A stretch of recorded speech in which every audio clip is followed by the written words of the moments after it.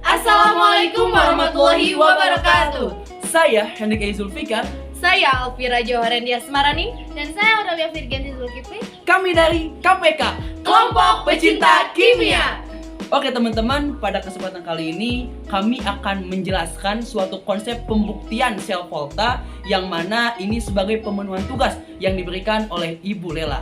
Penasaran kan gimana aja sih proses untuk membuktikan konsep sel volta ini? Simak videonya sampai akhir ya. Oke teman-teman, sebelum masuk pada pembahasan mekanisme pembuktian konsep sel volta ini, saya akan menjelaskan terlebih dahulu nih beberapa bagian yang memang harus kita ketahui agar pembuktian ini tidak hanya sebatas pembuktian, tapi keterbukaan pemikiran kita jadi lebih komprehensif. Oke teman-teman, sebagaimana yang kita ketahui bahwa sel volta ini adalah suatu proses perubahan energi kimia menjadi energi listrik. Nah, kan dalam sel volta ini terdapat suatu elektroda ya. Ada katoda dan juga ada anoda. Nah, pada pembuktian kali ini kami menggunakan baterai alam nih, bukan baterai buatan seperti hanya ABC dan lain-lain, tapi kami menggunakan buah-buahan. Lebih tepatnya yakni buah tomat. Nah, untuk elektrodanya, untuk elektroda positif ataupun katoda, suatu zat yang mengalami reduksi, kami menggunakan uang 500 kuning ini nih. Yang uang zaman-zaman dulu nih, 500 kuning. Yang mana uang 500 ini tersusun atas suatu logam Cu ataupun tembaga ya. Kemudian untuk anodanya ataupun zat yang mengalami oksidasinya, kami menggunakan paku, yakni paku yang tersusun daripada Fe, ferum ataupun besi ya. Nah, karena paku tersebut akan mengalami suatu reaksi oksidasi. Oh, dari mana kamu tahu? Oh iya, karena kan ada suatu garis volta di mana Cu itu berada di sebelah kanan daripada Fe, yang artinya apa? Artinya Cu akan semakin sukar ataupun semakin kurang reaktif, yang mana dia lebih mudah, lebih suka untuk melakukan suatu reaksi reduksi daripada suatu Fe yang berada di sebelah kiri Cu, yang mana dia adalah semakin reaktif, artinya dia akan lebih mudah mengalami oksidasi. Nah, kemudian mengapa kami menggunakan tomat? Alasan utamanya sih karena murah ya. Ada sebenarnya beberapa buah-buahan yang dapat kita lakukan juga, tapi untuk kelompok KPK ini kami menggunakan tomat ya. Mengapa tomat? Apakah ada buah lain selain tomat yang bisa digunakan? Oke teman-teman, buah tomat merupakan buah yang memiliki konstruksi paling mirip dengan baterai buatan karena sama-sama bersifat elektrolit ataupun mampu menghantarkan listrik.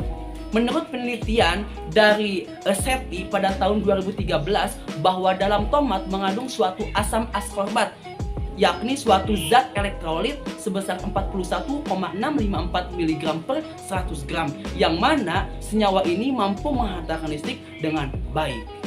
Nah, sebagai pembuktian dari perspektif perhitungan, saya juga sudah meneliti, sudah mencari tahu bahwa pada salah satu hasil uji yang dilakukan oleh Muhammad Agustina Firdaus, dia menguji suatu buah-buahan yang mana buah-buahan tersebut bersifat elektrolit dan membandingkan mana nih yang memiliki energi potensial paling besar, dan ternyata tomat memiliki energi potensial paling besar. Apakah ini membuktikan bahwa tomat akan menghantarkan listrik lebih baik daripada buah yang lainnya? Mari kita buktikan dan mari kita saksikan. Tapi kita harus tahu dulu nih, buah-buah apa aja yang bisa kita gunakan sebagai suatu baterai alami selain tomat. Ada loh kriteria ataupun syarat tertentu yang dapat kita cari tahu dari suatu buah-buahan yang bisa digunakan sebagai baterai alami. Di antaranya yang pertama harus mengandung senyawa elektrolit, yang kedua harus memiliki kadar air yang tinggi, yang ketiga jauh lebih baik apabila buah yang akan digunakan sebagai baterai alami itu lebih segar. Baru metik, baru beli, intinya harus segar. Agar apa? Agar suatu zat elektrolitnya dapat mengalir dengan baik dan baterai alami tersebut dapat menghantarkan listrik dengan baik juga. Oke, tanpa panjang lebar lagi, kita akan langsung saja untuk bisa melihat mekanisme pembuktian konsep sel volta. Oke teman-teman, pembuktian konsep sel volta dengan indikator lampu LED memerlukan alat dan bahan sebagai berikut. Tomat 3 buah, koin 500 kuning sebagai katoda 3 buah, paku besi ukuran sedang 3 buah sebagai anoda, kabel listrik 5,5 cm 4 buah, penjepit buaya 8 buah, pisau, dan lampu LED kecil sebagai indikator. Halo teman-teman, kali ini aku akan menjelaskan bagaimana mekanisme pembuktian sel volta. Nah, itu tadi langkah pertama, kita sayat bagian atas tomat, lalu kita masukkan koin pada sayatan tersebut. Kemudian kita tancapkan paku di samping koin, lalu kita hubungkan antara koin satu dengan koin lainnya dan paku satu dengan paku lainnya menggunakan penjepit buaya dan kabel yang kita pasang secara menyilang. Teman-teman di sini bisa memperhatikan bagaimana pemasangan penjepit buaya dan kabel. Dan di sini kita membedakan warna penjepit buaya di ujung kiri dan ujung kanan agar memudahkan kita untuk pemasangan.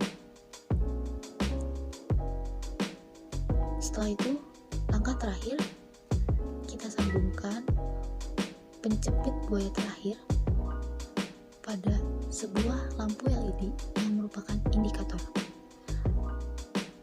Dan lampu berhasil menyala. Oke teman-teman, dari hasil praktikum kami tadi, kami berhasil membuktikan bahwa buah tomat dapat menghantarkan listrik dengan baik. Nah, mengapa demikian? Oke, hal tersebut terjadi karena ketika suatu rangkaian kabel dan baterai alami terhubung dengan sempurna, maka terjadi reaksi redoksi yang spontan terhadap kabel tersebut, sehingga mengakibatkan lampu LED tersebut menyala. Prinsip kerja sel volta adalah ketika paku melarut dalam asam, sehingga ion-ion positif pergi ke dalam larutan dan mengakibatkan paku menjadi bermuatan negatif.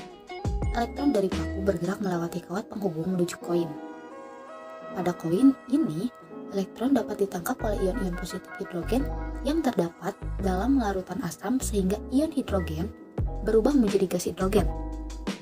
Jika koin dan paku dihubungkan dengan lampu LED, maka lampu LED akan menyala. Nah teman-teman, jadi gimana? Sekarang paham kan materi terkait sel volta dan pengaplikasiannya? Oke teman-teman, terima kasih ya udah nonton video kami sampai akhir. Kami harap apa yang telah kami sampaikan, baik teori maupun pembuktiannya, dapat kalian pahami dengan baik. Mudah-mudahan kami, tim KPK, bisa bertemu lagi dengan kalian semua dan bisa menyampaikan kembali informasi perihal ilmu kimia. Sekian dari kami. Wassalamualaikum warahmatullahi wabarakatuh.